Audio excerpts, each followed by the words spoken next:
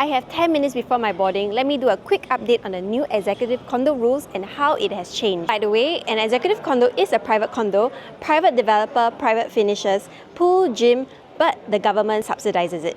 So you buy it at a lower price compared to a private condo in the same area. And because the government subsidizes it, the trade-off is the rules. Who can buy it, when you can sell it, and how you pay for it.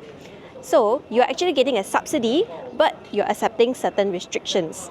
So the deal is subsidy in exchange for restrictions is what changed. 4 things all at once. Let me go through them.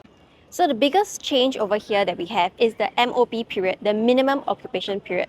So it just got doubled. Last time at year 5, you can sell it out, you can rent it out, you can do anything with it or buy a second property. But with the new rules, you cannot do that until year 10. So it doubled before you can do any of that. So why did this happen? Because prices increased tremendously. The new executive condo prices has crossed 1,800 PSF in 2026.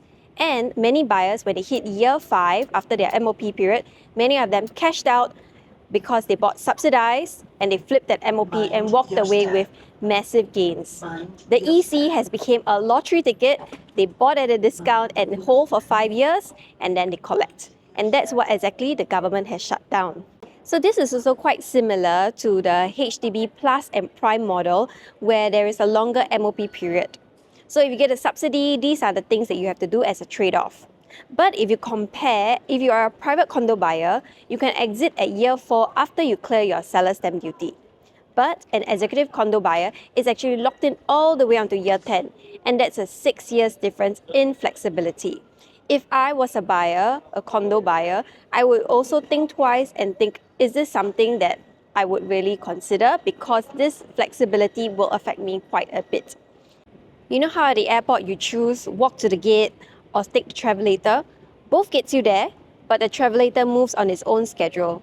So once you step on, you're committed. That's the executive condo now. Still a good ride, but not one that you can jump off halfway.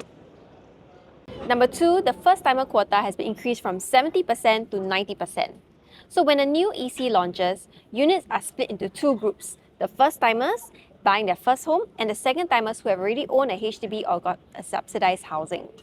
So before, 70% went to the first-timers and 30% went to the second-timers. But now, 90% is allocated to purely the first-timers and only 10% for second-timers. So the reason is simple. The second-timers who sold their HDB are pretty much sitting on a large cash that they have got from the sale. And this gives them more budget and more confidence. So the first-timers, they're still saving up and they're actually getting squeezed out. So this is why the government decided to rebalance this. So the impact, you imagine, a 500 unit launch. Under the old rules, 150 units are open to the upgraders, the second-timers, and now only 50 units out of that 500. And those 50 units will go very fast. So if you miss them, you're out of the launch completely. Number 3, the second-timer priority window from 1 month is now 2 full years. So 90% of the units are locked for the first-timers for 2 years from the launch date. And the second-timers cannot touch those units until then. So now, what does this mean? The less obvious reason would be for the developers. So now remember, the developers have a hard deadline. They actually have to sell all the units 5 years. If not, they'll be hit with ABSD, Additional Buyer Stamp Duty. This is a penalty tax that can erase their entire profits. So if developers bid for the land too high, first-timers, they cannot absorb it because of their budget issue. So the units don't move and the ABSD clause keeps sticking in. So this forces developer, in a way, bid more conservatively for the land. So number 4, the deferred payment scheme is removed entirely. So you know, like Agoda, you book first, then you pay later. So it's something like this.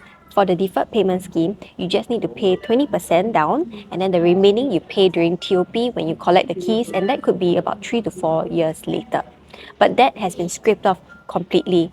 Now there is only the normal payment scheme. So normal payment scheme, you pay 20% down and the rest you pay progressively under each milestone that it hits. So you're servicing both mortgage at the same time. And this can be quite stressful for a lot of people because the banks, they test for this. You have to pass your TDSR as well as your MSR. So I think the bigger picture is that the EC income ceiling is only 16,000. At this limit, buyers can only loan about $1 million. And with this, I think the income ceiling will raise to $18,000. Because if you raise the income ceiling without changing the payment rules first, developers can just price up their units to match the new ceiling. So I think if you do it in this way, where you tighten the payment scheme first, then open up later, you can you can contain the price response. So with these four changes, where does all the buyers go? Because with all these restrictions, they have to still go somewhere. The demand doesn't disappear. So for these speculative buyers who just want to buy, let's say for investment, or they don't want to be locked in with such a long MOP period, where would they go? Two places. So number one is a private resale market. And number two is the new launch market, where there's only a 4-year seller stamp duty and without all the restrictions. And in the long term, with fewer ECs in the market because of the 10-year MOP supply, I think this will create a lot more demand for those that are currently still with the old restrictions, without the long wait out period, with still the normal payment scheme. So these 5 upcoming projects of EC will be more valuable, which will be your Two at Woodland Drive, Senja Close, Sembawang Road, and Milatona Close. These are about 19,070 units under the old scheme. So no 2 years lockout for the second timers. So this will be where the demand flood to as well. So if you want to find out where these 5 projects are and whether it makes sense for your situation, you can reach out to me and I can send you more information to them. So this is what EC is always meant to be. It's always meant to be very deliberate for a way for Singaporeans to own a private standard housing market at a price that actually makes sense. And this is still one of the best deals in the market. You just have to want to stay there for 10 years. Okay, my plane is going to take off soon. I need to set to airplane mode. If you have any questions, leave me in the comment below. Bye!